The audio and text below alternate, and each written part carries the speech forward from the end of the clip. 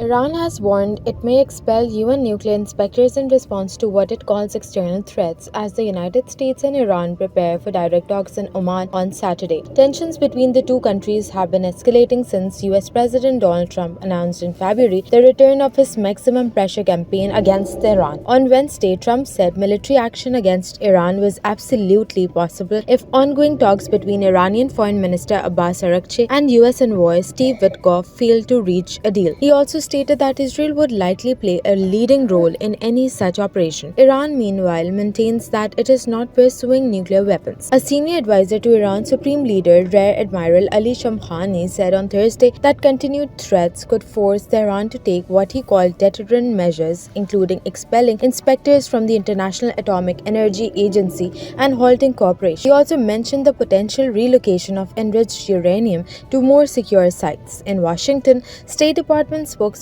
Tammy Bruce responded by saying such actions would contradict Iran's stated commitment to a peaceful nuclear program. She warned that removing IAEA inspectors would be both an escalation and a misstep. First of all, these actions, the threat of that kind of action, of course, is inconsistent with Iran's claims of a peaceful nuclear program, right?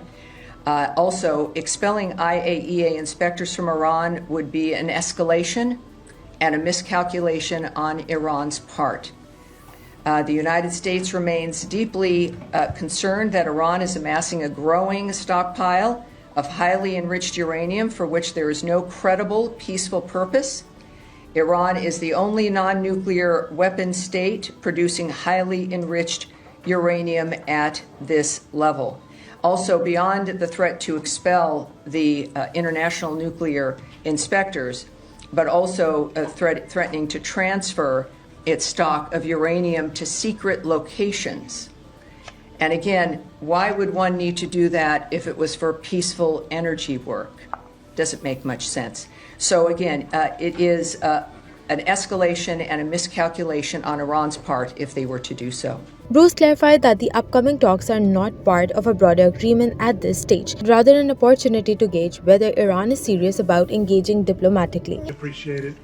Relative to the Iran talks, meeting, friendly chat, whatever. It's a meeting. It's just a meeting. Yes. I don't know if it'll be friendly. It'll be a meeting, an important one. The US has also announced fresh sanctions this week targeting Iran's nuclear program and oil network. Back in 2015, Iran signed a landmark deal with major powers that eased sanctions in exchange for limits on its nuclear activities under UN supervision. However, in 2018, the US pulled out of the agreement under Trump's leadership and reinstated sanctions, prompting Iran to gradually scale back its commitments and ramp up nuclear production. Although Iran officially rejects direct negotiations with the US, it has left room for indirect engagement. Still, US Secretary of State Marco Rubio expressed optimism, saying he hopes the upcoming meeting will open a path to peace.